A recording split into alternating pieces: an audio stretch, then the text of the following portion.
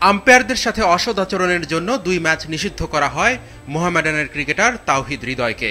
কিন্তু নিষেধাজ্ঞা শেষ হওয়ার আগেই সুপার লিগের ম্যাচে অগ্রণী ব্যাংকের বিপক্ষে মাঠে নামেন তিনি। কিভাবে এটা সম্ভব হয়েছে সেই প্রশ্ন উঠেছে ক্রিকেট পাড়ায়।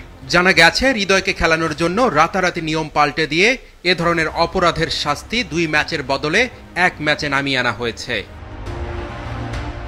ডিপিএলে ঘটে যাওয়া কিছু ঘটনার জন্য টেকনিক্যাল কমিটি গঠন করে সিসিডিএম।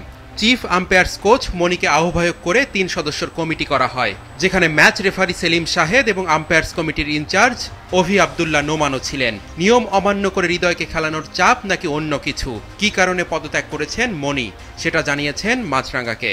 ওয়ালটন আবারও মিলিয়নিয়ার অফারে ওয়ালটন ফ্রিজ কিনে আপনিও হয়ে যেতে পারেন মিলিয়নিয়ার।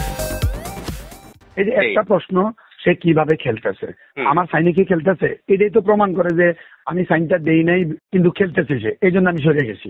আমি যদি অনুমতি দিয়ে তাকে খেলার জন্য তারপরে সরতাম তাহলে আমি ভিকটিম হইতাম, আমি দোষী হইতাম। আমি যখন একটা প্লেয়ারকে শাস্তি দিব, সে আবার টেকনিক্যাল কমিটিকে আবেদন করবে, তো আমার কাছে আবার আসবে, এটা কনফ্লিক্ট হয় না? অনেকে আমাকে বলছে তাহলে তুমি নিছো কিনা দায়িত্ব, তখন নিলা।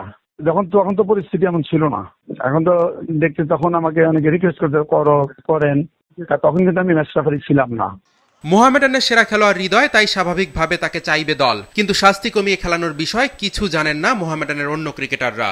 হৃদয়ের মতো প্লেয়ার টিমে থাকা একটা অনেক বড় পাওয়া, কারণ ও টিমে থাকলে সবার আত্মবিশ্বাস থাকে, ভালো থাকে। 2 ম্যাচে ব্যান সেটা কিন্তু আমরাও জানি না, কারণ এটা সম্পূর্ণ ক্লাব আর বিসিবি জানে।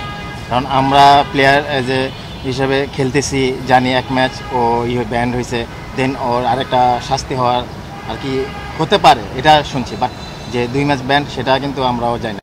বিষয়টি নিয়ে কথা বলতে রাজি হয়নি কোনো বোর্ড কর্মকর্তা, তবে নাম প্রকাশে অনিচ্ছুক সূত্র থেকে জানা গেছে আম্পায়ার্স কমিটির চেয়ারম্যান ইফতেখার মিঠু ও cricketers operations chairman Nazmul Abedin নিয়ম পাল্টিয়ে হৃদয়কে খেলাতে চাননি।